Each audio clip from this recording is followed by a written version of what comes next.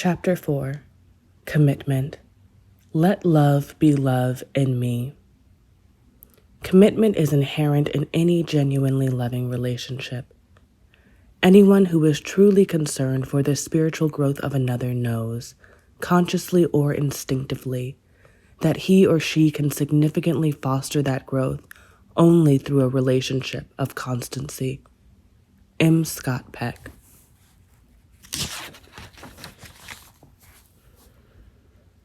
Commitment to truth-telling lays the groundwork for the openness and honesty that is the heartbeat of love.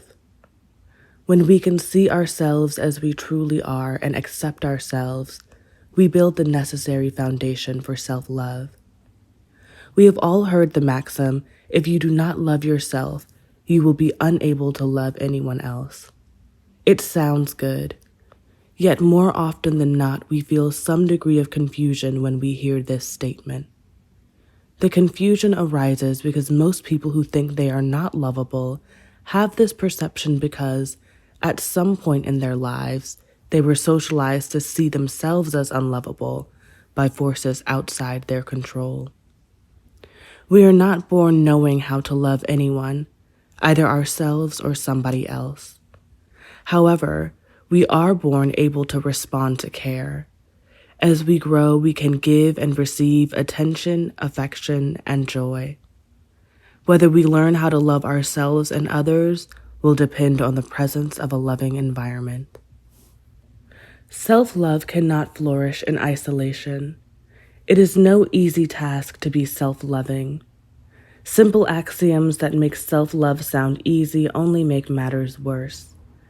It leaves many people wondering why, if it is so easy, they continue to be trapped by feelings of low self-esteem or self-hatred. Using a working definition of love that tells us it is the action that we take on behalf of our own or another's spiritual growth provides us with a beginning blueprint for working on the issue of self-love.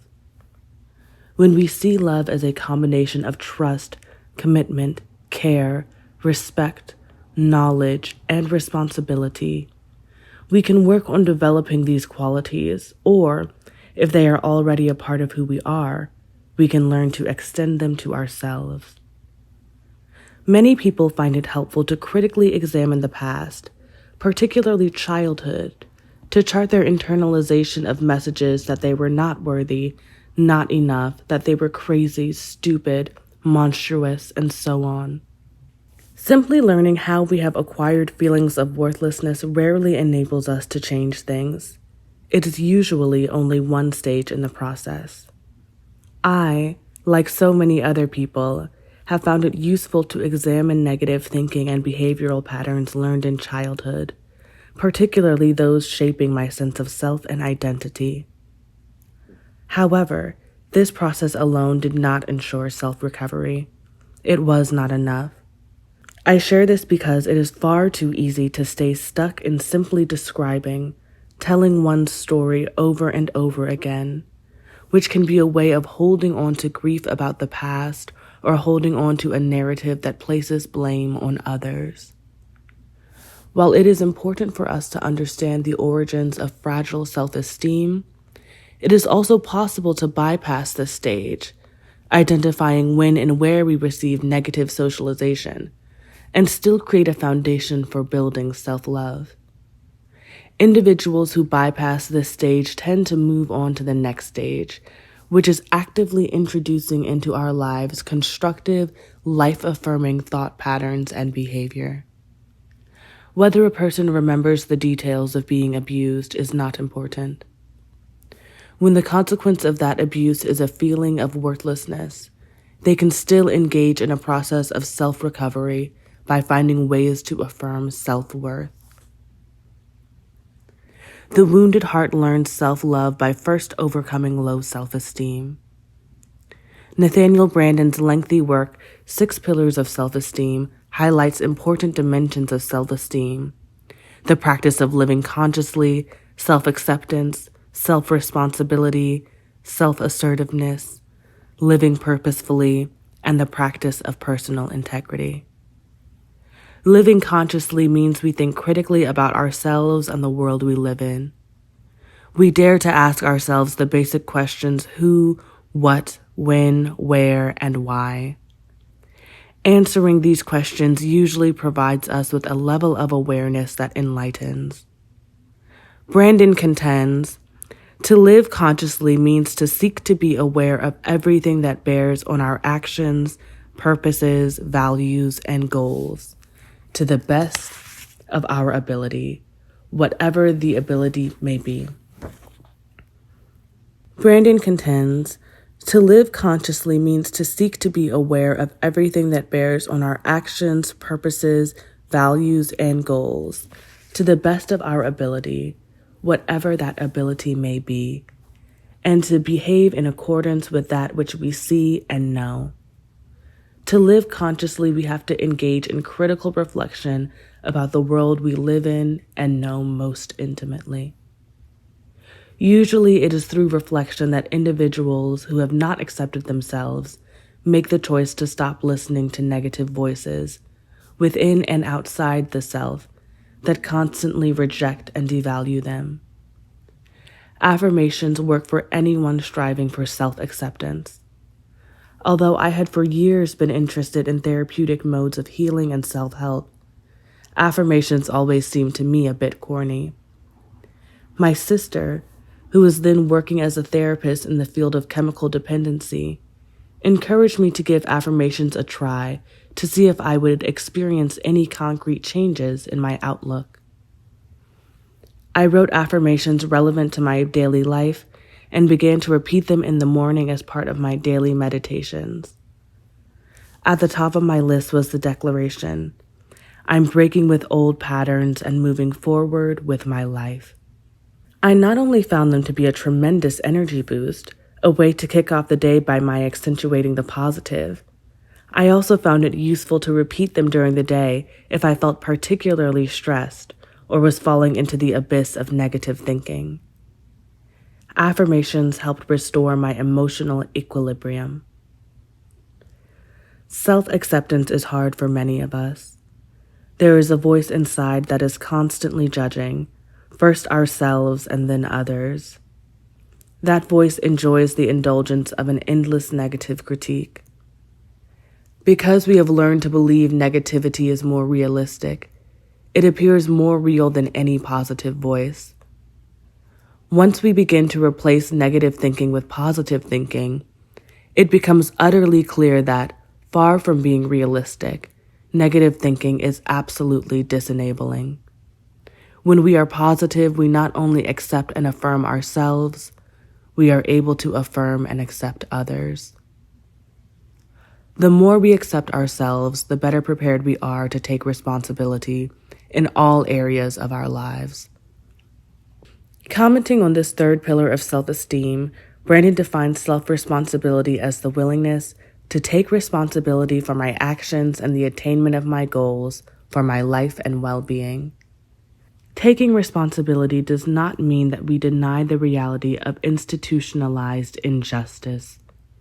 For example, racism, sexism, and homophobia all create barriers and concrete incidents of discrimination. Simply taking responsibility does not mean that we can prevent discriminatory acts from happening, but we can choose how we respond to acts of injustice. Taking responsibility means that in the face of barriers, we still have the capacity to invent our lives, to shape our destinies in ways that maximize our well-being. Every day we practice this shape-shifting to cope with realities we cannot easily change. Many women are married to men who were unsupportive when they decided to further their educations. Most of these women did not lead the men in their lives. They engaged in constructive strategies of resistance. One woman I spoke with was inhibited because her husband worked in a plant and she felt uncomfortable having more education than he did. Yet she wanted to re-enter the workforce and needed an advanced degree to do so. She made the choice to take responsibility for her needs and desires, believing it would also enhance the well-being of her family. Returning to work boosted her self-esteem and changed the passive-aggressive rage and depression that had developed as a consequence of her isolation and stagnation. Making this decision and finding ways to realize it was not an easy process, however. Her husband and children were often disgruntled when her independence forced them to accept more household responsibility. In the long run, everyone benefited. And it goes without saying that these changes boosted her self-esteem in ways that showed her how self-love made it possible to extend herself in a constructive way to others. She was happier, and so were those around her. In order to make these changes, she had to make use of another vital aspect of self-esteem, self-assertiveness, defined by Brandon as the willingness to stand up for myself, to be who I am openly, to treat myself with respect in all human encounters. Since many of us were shamed in childhood, either in our families of origin or in school settings, a learned pattern of going along with the program and not making a fuss is the course of action we most frequently choose as a way to avoid conflict. As children, conflict was often the setting for put-downs and humiliation, the place where we were shamed. Our attempts at self-assertion failed as an adequate defense. Many of us learned that passivity lessened the possibility of attack. Sexist socialization teaches females that self-assertiveness is a threat to femininity.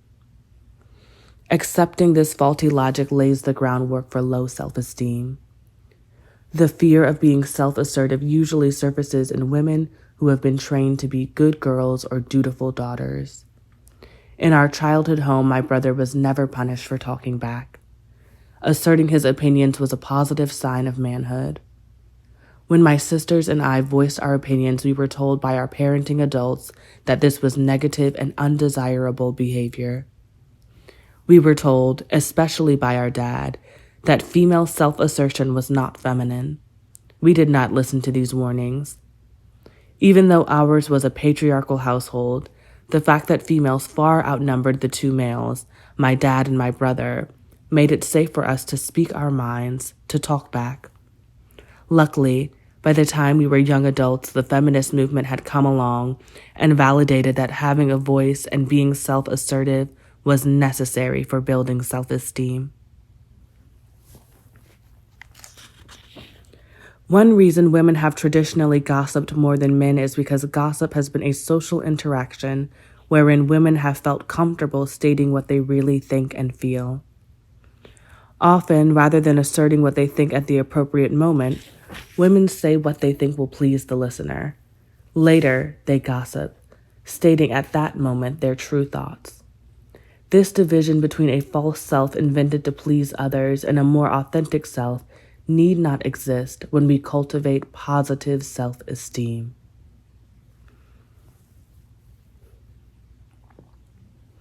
The feminist movement really helped women understand the personal power that is gained through positive self-assertiveness. Gloria Steinem's bestseller, Revolution from Within, cautioned women about the dangers of achieving success without doing the necessary groundwork for self-love and self-esteem. She found that achieving women who still suffered internalized self-hatred invariably acted out in ways that undermined their success. And if the self-hating successful person did not act out, she may have lived a life of private desperation, unable to tell anyone success does not, in fact, reverse cripple self-esteem. And if the self-hating successful person did not act out, she may have lived a life of private desperation, unable to tell anyone success does not, in fact, reverse crippled self-esteem. To complicate matters, women may feel the need to pretend that they are self-loving, to assert confidence and power to the outside world, and as a consequence, they feel psychologically conflicted and disengaged from their true being. Shamed by the feeling that they can never let anyone know who they really are, they may choose isolation and aloneness for fear of being unmasked. This is true of men as well. When powerful men reach the height of personal achievement in their careers, they often undermine all they have worked for by engaging in self-destructive behavior. Men who reside at the bottom of our nation's economic totem pole do this, and so do men at the top. President Clinton engaged in deceitful behavior, betraying both his personal commitments to his family as well as his political commitment to be a paragon of American values to the people of this country. He did so when his popularity was at an all-time high. Having spent much of his life achieving against the odds, his actions expose a fundamental flaw in his self-esteem. Although he is a white male, Ivy League educated, and economically well-off, privileged, with all the accompanying perks, his irresponsible actions were a way of unmasking, of showing to the world that he really was not the good guy he was pretending to be. He created the context for a public shaming that no doubt mirrors moments of childhood shaming when some authority figure in his life made him feel he was worthless and that he would never be worthy no matter what he did. Anyone who suffers from low self-esteem can learn by his example. If we succeed without confronting and changing shaky foundations of low self-esteem rooted in contempt and hatred, we will falter along the way. It is no accident that living purposely is the sixth element of self-esteem. According to Brandon, it entails taking responsibility for consciously creating goals, identifying the actions necessary to achieve them, making sure our behavior is in alignment with our goals, and paying attention to the outcome of our actions so that we see whether they are leading us where we want to go. Most people are concerned about living purposefully when it comes to choosing the work we do. Unfortunately, many workers feel they have very little freedom of choice when it comes to work. Most people do not grow up learning that the work we choose to do will have a major impact on our capacity to be self-loving. Work occupies much of our time. Doing work we hate assaults our self-esteem and self-confidence. Yet most workers cannot do the work they love. But we can all enhance our capacity to live purposely by learning how to experience satisfaction in whatever work we do. We find that satisfaction by giving any job total commitment. When I had a teaching job I hated, the kind of job where you long to be sick so you have an excuse for not going to work, the only way I could ease the severity of my pain was to give my absolute best. This strategy enabled me to live purposely. Doing a job well, even if we do not enjoy what we are doing, means that we leave it with a feeling of well-being, our self-esteem intact. That self-esteem aids us when we go in search of a job that can be more fulfilling. Throughout my life, I have endeavored to not only do work I enjoy, but to work with individuals I respect, like, or love. When I first declared my desire to work in a loving environment, friends acted as though I had truly lost my mind. To them, love and work did not go together. But I was convinced that I would work better in a work environment shaped by an ethic of love. Today, as the Buddhist concept of right livelihood is more widely understood, more people embrace the belief that work that enhances our spiritual well-being strengthens our capacity to love. And when we work with love, we create a loving working environment. Whenever I enter an office, I can immediately sense by the overall atmosphere and mood whether the workers like what they do. Marcia Senator writes about this concept in her book, Do What You Love, The Money Will Follow, as a way to encourage readers to take the risk of choosing work they care about and therefore learning through experience the meaning of right livelihood. While there are many meaningful insights in Senator's book, it is equally true that we can do what we love and money will not always follow. Although this is utterly disappointing, it can also offer us the experiential awareness that doing what you love may be more important than making money. Sometimes, as has been the case in my life, I have had to work at a job that is less than enjoyable in order to have the means to do the work I love. At one point in a very mixed job career, I worked as a cook in a club.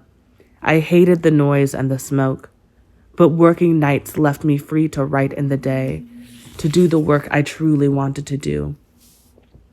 Each experience enhanced the value of the other. My nighttime work helped me relish the quiet serenity of my day and enjoy the alone time so essential to writing. Whenever possible, it is best to seek work we love and to avoid work we hate. But sometimes we learn what we need to avoid by doing it. Individuals who are able to be economically self-sufficient doing what they love are blessed. Their experience serves as a beacon to all of us, showing us the ways right livelihood can strengthen self-love, ensuring peace and contentment in the lives we lead beyond work. Often, workers believe that if their home life is good, it does not matter if they feel dehumanized and exploited on the job. Many jobs undermine self-love because they require that workers constantly prove their worth. Individuals who are dissatisfied and miserable on the job bring this negative energy home.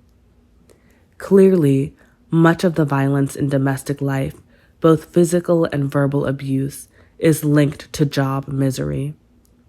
We can encourage friends and loved ones to move toward greater self-love by supporting them in any effort to leave work that assaults their well-being.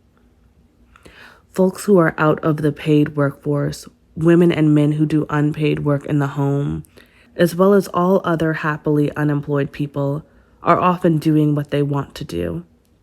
While they are not rewarded by an income, their day-to-day life often provides more satisfaction than it would if they worked at a high-paying job in a stressful and dehumanizing environment. Satisfied homemakers, both women and the rare men who have chosen to stay home, have a lot to teach us all about the joy that comes from self-determination. They are their own bosses, setting the terms of their labor and the measure of their reward. More than any of us, they have the freedom to develop right livelihood. Most of us did not learn when we were young that our capacity to be self-loving would be shaped by the work we do and whether that work enhances our well-being.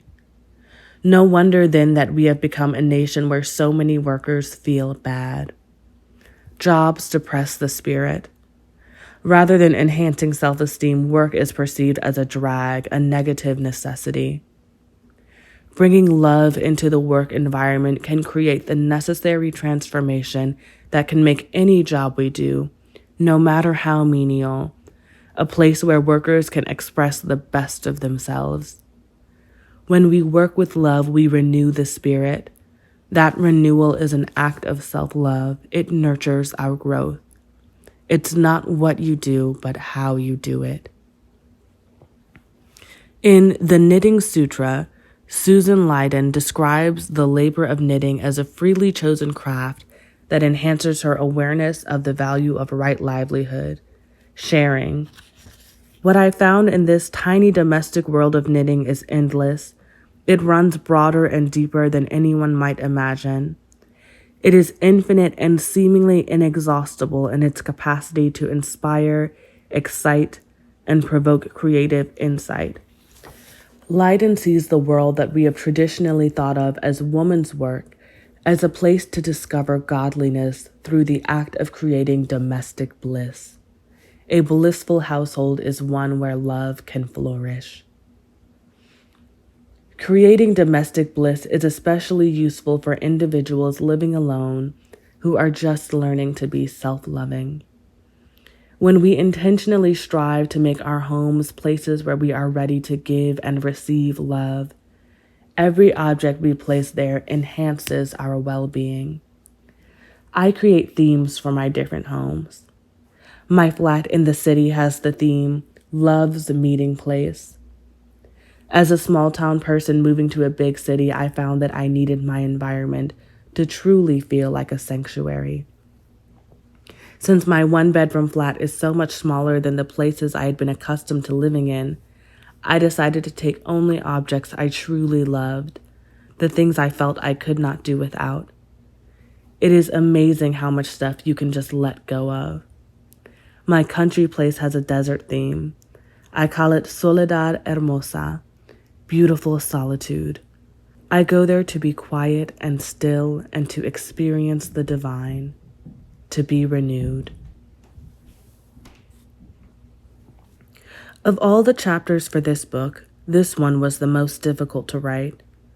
When I talked with friends and acquaintances about self-love, I was surprised to see how many of us feel troubled by the notion, as though the very idea implies too much narcissism or selfishness. We all need to rid ourselves of misguided notions about self-love. We need to stop fearfully equating it with self-centeredness and selfishness. Self-love is the foundation of our loving practice. Without it, our other efforts to love fail.